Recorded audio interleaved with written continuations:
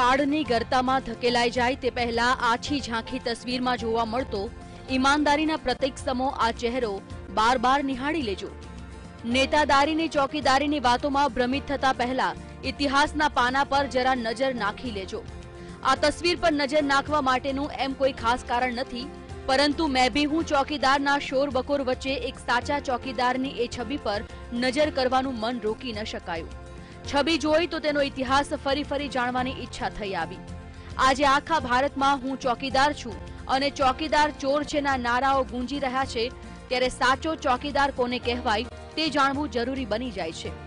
ચોકીદાર કેવો હોય તે ઇતિહાસના પાનાઓ પર સુવર્ણ અક્ષરે અંકિત થયેલો પ્રસંગ જરૂરથી યાદ કરવો પડે। રાજાશાહીના સમયમાં ભાવનગર સ્ટેટમાં સિદ્દી મુબારક બિન અબ્દુલ્લાહ નામનો એક ચોકીદાર નોકરી કરતો। ભાવનગરના પ્રજાવત્સલ રાજવી ભાવસિંહજી સમયગાળામાં નીલમબાગ પેલેસના રાજ ખજાનામાં મહારાણીના ઘરેણાનો પણ સમાવેશ થતો હતો। ખજાનાની તિજોરીમાંથી મહારાણીને જરૂર પડે ઘરેણા આપવાની અને પરત મૂકવાની જવાબદારી રાજ ચોકીદાર સિદ્દી મુબારકની હતી। ઝાંખી દેખાતી આ તસવીરો ચોકીદાર મુબારકની ઈમાનદારીથી ચમકી રહી છે। હાલમાં દેશમાં દરેક વ્યક્તિ પોતાને ચોકીદાર તરીકે ઓળખાવી રહ્યા છે, ત્યારે ખરા ચોકીદારના પરિવારજનોને પણ એ ચોકીદારની છબી પર જામેલી ધૂળ દૂર કરવાની જહેમત ઉઠાવવી પડી છે। તેમને ચિંતા છે કે સાચા ચોકીદારની વ્યાખ્યા જ ન બદલાઈ જાય। રાજ ચોકીદાર સિદ્દી મુબારકે પોતાની ફરજ બખૂબી નિભાવી। તેમણે રાજના ખજાનાને ક્યારેય ઊની આંચ ન આવવા દીધી કે ન તો તેમાં સ્વાર્થને દાખલ થવા દીધો। મહારાણીને પણ હાર જોતો હોય, કાંઈ પણ વસ્તુ જોતી હોય તો એને લેવા માટે મુબારકને બોલાવવો પડે કે મુબારકભાઈ ચાવી, ખજાનાની ચાવી એની પાસે હોય એટલે એ આવીને આપે, એટલે મહારાણીને જે કંઈ જોતું હોય એ વસ્તુ લઈ લે। એટલે અનહદ રાજાને મહારાણીને એની ઉપર અનહદ વિશ્વાસ હતો। ભાવનગરના નીલમબાગ પેલેસનો ચોકીદાર મુબારક 20 એપ્રિલ 1940ના દિવસે અલ્લાહને પ્યારા થઈ ગયા હતા। તેમણે એક ચોકીદાર તરીકેની પોતાની વફાદારીના કારણે મહારાજા ભાવસિંહજીનું હૃદય જીતી લીધું હતું અને એટલે જ તો તે ચોકીદાર મુબારક અંત સમયે મહારાજાની કાંધના હકદાર બન્યા હતા।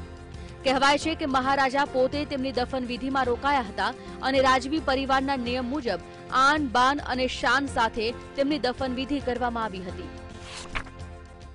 પછી મહારાજે હુકમ કર્યો કે રાજને સાજે એવું કફન દફન કરો, એટલે એને રાજને સાજે એવું કફન દફન કર્યું અને જ્યારે ઘરેથી એને ત્યાં આગળ સુધી કબ્રસ્તાન સુધી લઈ ગયા અને મહારાજે કાંધ આપી અને એને કબરમાં પણ મહારાજે સુપરાવ્યા।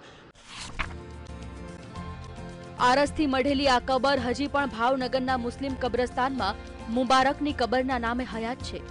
ભાવનગરના મહારાજાએ મુબારકની કબર પર કબરનું નામ ધ લોક ઓફ નીલમબાગ અને માય રોયલ સર્વન્ટ એવું કોતરાવીને એક ચોકીદારની વફાદારીને બિરદાવી છે। મુબારકની કબર પાસે આરસ પર મુબારકનો કાર્યકાળ વિગતે દર્શાવેલો છે। એમાં અત્યારમાં ઘણો ફેર છે। અત્યારે છે એ ખાલી બનાવટી ચોકીદાર છે અને જે પહેલાં 5 પેઢી પહેલાં મારા દાદા ત્યાં આગળ નીલમબાગમાં ચોકીદાર હતા અને બહુ ઈમાનદારી અને નિષ્ઠાથી કામ કર્યું હતું। પ્રમાણિકતામાં અત્યારે એવું છે કે